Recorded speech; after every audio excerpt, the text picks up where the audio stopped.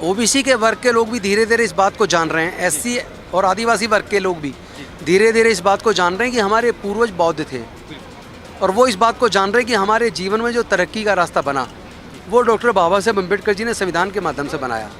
जो भी डॉक्टर बाबा साहेब अम्बेडकर को पढ़ेगा जानेगा वो धीरे धीरे डॉक्टर बाबा साहेब अम्बेडकर को मानेगा, उनकी अहमियत को मानेगा, उनकी शिक्षाओं को मानेगा और उनको अपने आश्रम में उतारेगा।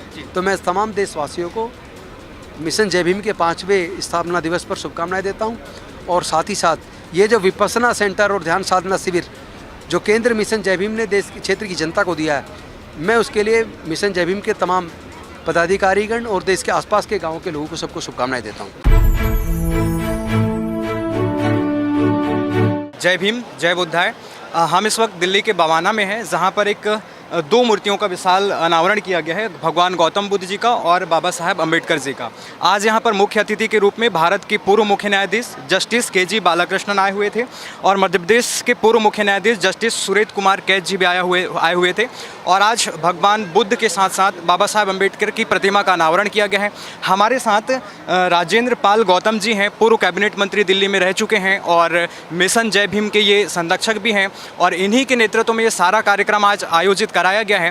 तो हम आपसे जानना चाहेंगे सर कि बाबा साहेब अम्बेडकर का जो मिशन था वो क्या वर्तमान समय में पूरा होता हुआ दिखाई दे रहा है, या फिर कुछ लोग उस पर रुकावट डाल रहे हैं, और वो कौन लोग हैं जिनको हम अच्छे से कैसे समझें? रुकावट वही डाल रहे हैं जिन्होंने उस वक्त रुकावट डाली जब डॉक्टर बाबा साहेब अम्बेडकर जी ने भारत का संविधान बनाया, जो मनुस्मृति को लागू रखना चाहते थे।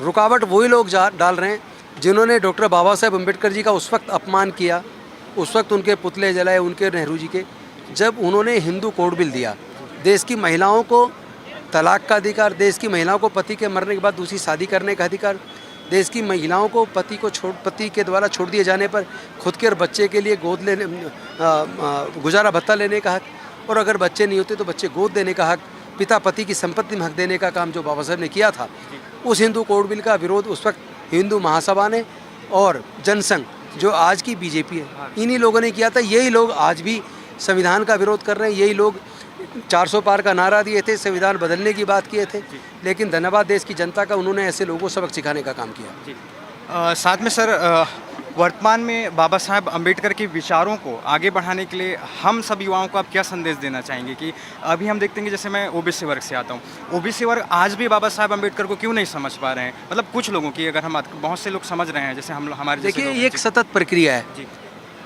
ओबीसी के वर्ग के लोग भी धीरे धीरे इस बात को जान रहे हैं, एससी और आदिवासी वर्ग के लोग भी धीरे धीरे इस बात को जान रहे हैं कि हमारे पूर्वज बौद्ध थे, और वो इस बात को जान रहे हैं कि हमारे जीवन में जो तरक्की का रास्ता बना वो डॉक्टर बाबा साहेब अम्बेडकर जी ने संविधान के माध्यम से बनाया। जो भी डॉक्टर बाबा साहेब अम्बेडकर को पढ़ेगा जानेगा वो धीरे धीरे डॉक्टर बाबा साहेब अम्बेडकर को मानेगा, उनकी अहमियत को मानेगा, उनकी शिक्षाओं को मानेगा और उनको अपने आश्रम में उतारेगा। रही बात की कितनी तेज़ी से बढ़ रहा है, तो मैं कहूँगा बाबा साहेब का मिशन पूरे भारत में ही नहीं, पूरे दुनिया के अंदर बहुत तेज़ी से बढ़ रहा है। सफलता की तरफ हम बढ़ रहे हैं, और पूरे दुनिया को मानवता और शांति का संदेश, समता, स्वतंत्रता, बंधुता, न्याय, प्रज्ञाशील, करुणा और मैत्री का संदेश तथागत बुद्ध के ज्ञान से, उनके विचार से आता है। उसी विचार को डॉक्टर बाबा साहेब अम्बेडकर जी ने आगे बढ़ाया। तो मैं तमाम देशवासियों को मिशन जय भीम के 5वें स्थापना दिवस पर शुभकामनाएं देता हूं, और साथ ही साथ ये जो विपස්සना सेंटर और ध्यान साधना शिविर जो केंद्र मिशन जय भीम ने देश क्षेत्र की जनता को दिया है, मैं उसके लिए मिशन जय भीम के तमाम पदाधिकारीगण और देश के आसपास के गांवों के लोगों को सबको शुभकामनाएं देता हूं। धन्यवाद। सर एक मिनट, एक तथागत गौतम बुद्ध जी की अगर हम बात करें, जिन्होंने शांति स्थापना का और समता की सब मांगे रखी, बातें रखी और विचार उन्होंने दिया, जिसी को बाबा साहब अम्बेडकर जी ने आगे बढ़ाया। आज हमारे देश के जो प्रधानमंत्री हैं वो अगर विदेशों में यात्रा करते हैं तो वो कहते हैं कि I am coming from Buddha land, लेकिन हम देखते हैं कि देश में उन्होंने ऐसा क्या किया कि बुद्ध को अगर पूरे गाँव तक उनके विचारों को पहुँचाएँ, लोगों को समझाएँ, बाबा साहब अम्बेडकर के विचारों को पहुँचाएँ। तो ये सरकार, वर्तमान सरकार ये कर पा रही है? नहीं, वर्तमान सरकार का बस चले तो वो बुद्ध की वो संस्कृति जिसको उन्होंने लगभग 2000 साल पहले नष्ट करना शुरू किया, वो तो आज उनका बस चले तो आज भी उसको ख़त्म कर दे, दफना दे। लेकिन देखिए जो सच्चाई है वो सामने आती है। ज़मीन के सीने को चीर कर लेके म्यांमार से अफ़गानिस्तान, ईरान तक जहाँ भी खुदाई होती है केवल बुद्ध निकलते हैं, क्योंकि ये पूरा क्षेत्र किसी समय बौद्ध में था और ये अखंड भारत था।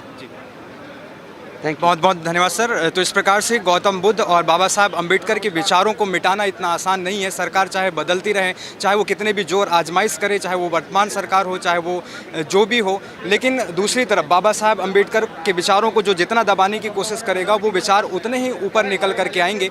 ये बात गौतम जो हमारे पूर्व कैबिनेट मंत्री जी हैं उन्होंने आपके बीच रखी। मैं पुष्पेंद्र पटले, कैमरामैन आयुष राठौर जी के साथ दिल्ली से। धन्यवाद।